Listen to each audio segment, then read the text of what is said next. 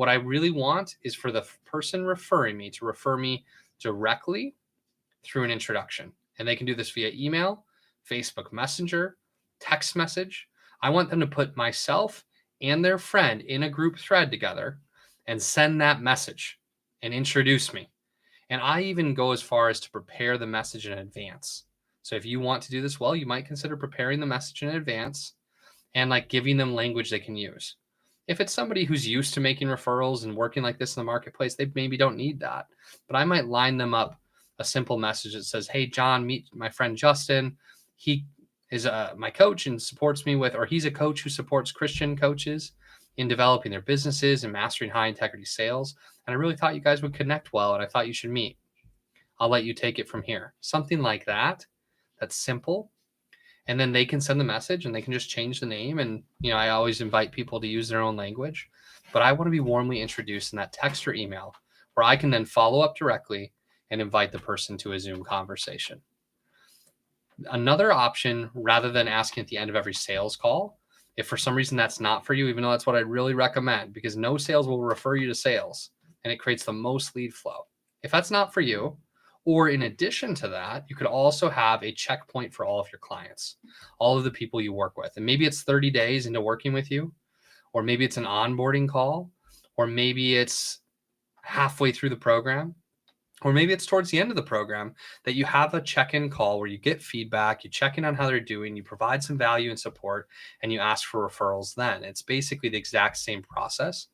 It's just different timing. My challenge with that is it might be harder to execute consistently with every single client, and there's a lot more variables. And there also are going to be fewer people then that you're having that conversation with than if you were to have that conversation with every person you had a sales call with. And so I just want to encourage you to consider the sales call idea, but then also consider having a checkpoint with your clients of when to ask. If you're uncomfortable with asking the sales call for a referral at the end of it, then make it something that you do consistently with every single client at the exact same checkpoint. And another option is to have referral specific calls. And so this means that maybe you're not already having a sales call, maybe somebody's not yet a client, but you're just reaching out to what's called a center of influence. Somebody in your community, somebody in your network who knows people who could be an ideal fit for your program. And I would encourage you to have a Zoom coffee with them, and you can catch up with what they're doing, share what you're doing, and ask specifically for referrals. If you can give them some referrals, if you can add value to what they're doing, that's going to make it even easier. I know I'm simplifying this. I know I'm keeping this lesson short and easy. If you want a more complex version of this, let me know. If you want to pursue next levels of mastery in referrals, let me know. But I really believe the most important things are that you are referable, which comes from the passive prospecting P's.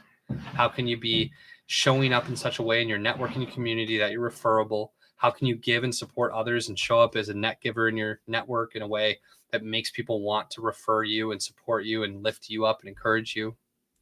And then once you've done all of that kind of pre-work to be referable, you simply have to ask. You simply have to ask. So here's the biggest part of the trading, the biggest moment. You deciding, are you going to ask? And when will you ask? And will you commit to doing it every single time without fail? Like brushing your teeth, something that you would just not think twice about. You just do it every single day. You do it every single time you have a call. And you show up in a way that allows you to give and receive. If you're willing to do that, you might write this down right now. I'm going to ask for referrals at this point in time, every single time.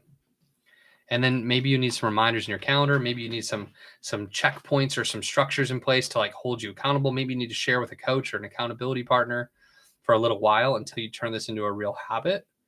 But after that, it can just become second nature and just part of the process. It can be step 11 in your 10-step sales process.